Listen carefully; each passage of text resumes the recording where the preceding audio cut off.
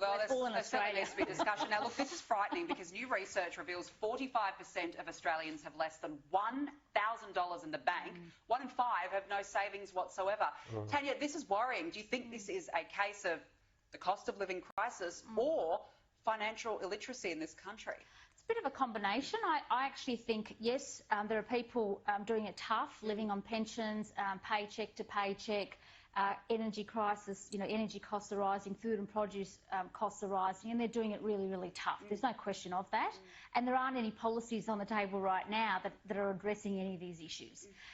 The other issue, of course, is we're seeing young people living, in particular, I think, beyond their means. Yeah. They're living off credit cards. Buy now, pay later, face the consequences later. And also, we've had a policy for the last 15 years. You've got to remember, post-global financial crisis, at the time, then Labor government went out and told everyone to start spending. You might remember that was the way that we dealt with, at the time, Australia dealt with the global financial crisis to avoid a recession. We told people to go and spend. But no one's reversed that and told people to save. That discussion actually hasn't happened now for many, many years.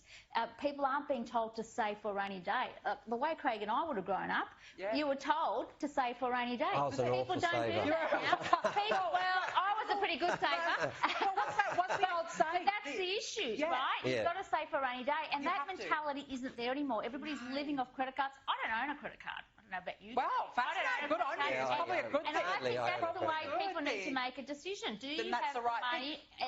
Otherwise, you made a good point, because what was the old saying, Craig? You're meant to have, is it 3 months of emergency fund, 3 months of money in the bank account for an emergency? But obviously, it's just not happening in this day and age.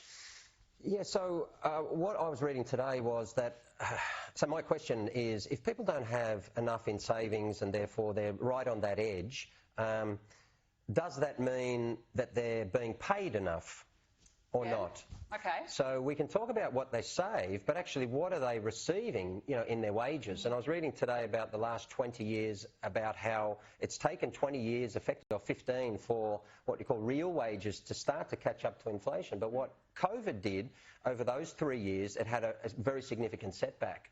And so this is why you've had a conversation. Gone up reasonably quite well. Recently, we've had some rises, and the reason that we've had rises is because people are now having to fight for a rise in their wages because they were so out of kilter. And so, again, it has to be part of the conversation. The government actually gave people more money to spend as well, Craig. So that's so we can't say that people can't save or are financially literate when you've got, obviously we've had this whole gig economy, we've had, the casualisation of labour.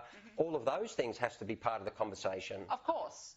A broader conversation, absolutely, but still frightening that people... it's absolutely horrible, It could be from emergency. Now, look, we've got to talk about this because it's almost Easter, yet British supermarket Iceland has decided to remove the cross out of hot cross bun, would you believe it? Instead, replacing it with a tick. I mean... what more do the left want from us? It'll never end. There's such an anti-Christian agenda out there, and it's really, really tiring. The funny thing is, hot cross buns might have some sort of connection, historically with Easter, but, it's not holy bread, okay? No. I'm going to say this to all the atheists. You're not going to find it in a church anytime soon. It's not holy bread.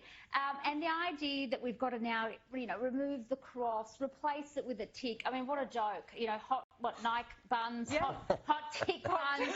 I mean, what about the old rhyme, hey? Hot cross buns, hot cross buns. That? 1 a penny, 2 a penny. Yes. I mean, hot tick buns. Doesn't sound the same, does it, Craig? It doesn't sound the same.